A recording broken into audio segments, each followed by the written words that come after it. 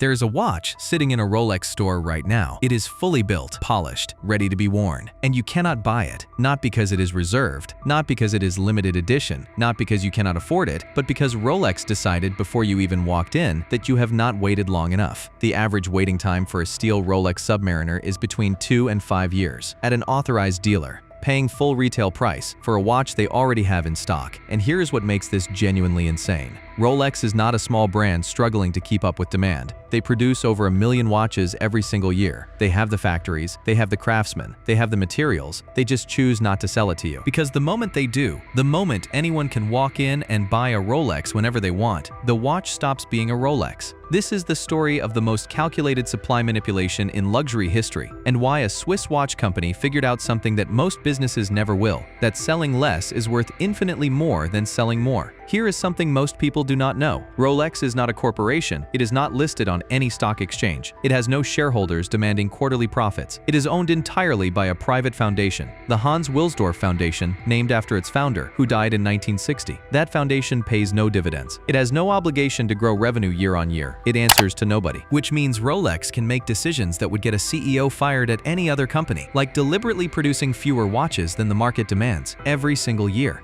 On purpose. Most companies operate on one principle: sell everything you can make as fast as possible. Rolex does the opposite. They cap production, they restrict dealer allocations, they create a permanent gap between supply and demand that never closes, and that gap is worth billions. Here is how the waiting list actually works, and it is darker than most people realize. There is no official Rolex waiting list. Rolex themselves will tell you this. There is no form to fill out, no number to call, no system to enter. What actually happens is this: each authorized dealer receives a strict allocation from Rolex, a specific number of each model they are allowed to sell per year. The dealer has no power to request more. Rolex decides how many watches each dealer gets, full stop. And the most desirable models, the Submariner, the Daytona, the GMT Master, are allocated in numbers so small that most dealers receive only a handful per year. So when you walk into a Rolex dealer and ask for a Submariner, the sales associate is not lying when they say it is unavailable. They genuinely do not have one to sell you. But here's where it gets darker. The dealers who do have watches, and occasionally they do not sell them to strangers. They sell them to customers with purchase history. Customers who have bought straps, jewelry, other watches from the store. Customers who have built a relationship over months or years. Sound familiar? It is the Hermès playbook, almost identical. And it is not a coincidence. It is what every dominant luxury brand eventually figures out. Control who gets access, and you control everything.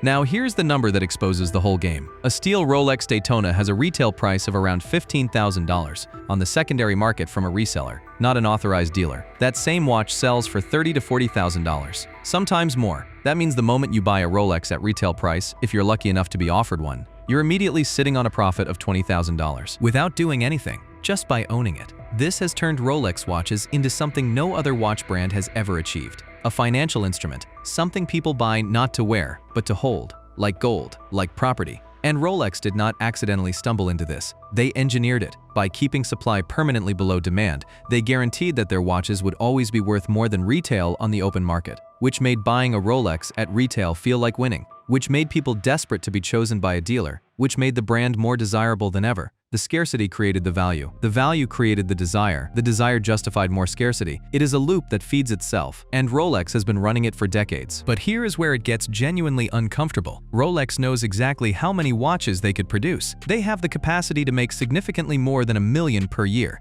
The machinery exists, the workforce exists, the raw materials exist. They choose not to, which means every person waiting 5 years for a Submariner is waiting not because Rolex cannot make more, but because Rolex decided their waiting is worth more than their purchase. The wait itself is the product, because every year someone spends waiting for a Rolex. They are thinking about Rolex, talking about Rolex, checking in with their dealer, building a relationship with the brand. By the time they finally get the call that their watch is ready, they do not just want it, they have earned it. They are emotionally invested in a way that no advertising campaign could ever replicate. Rolex turned waiting into marketing, and it costs them nothing. In 2022, something unexpected happened. The gray market, the network of resellers buying and selling Rolex watches above retail, began to cool. Prices on the secondary market dropped sharply. A Daytona that had been selling for $40,000 fell back toward $20,000.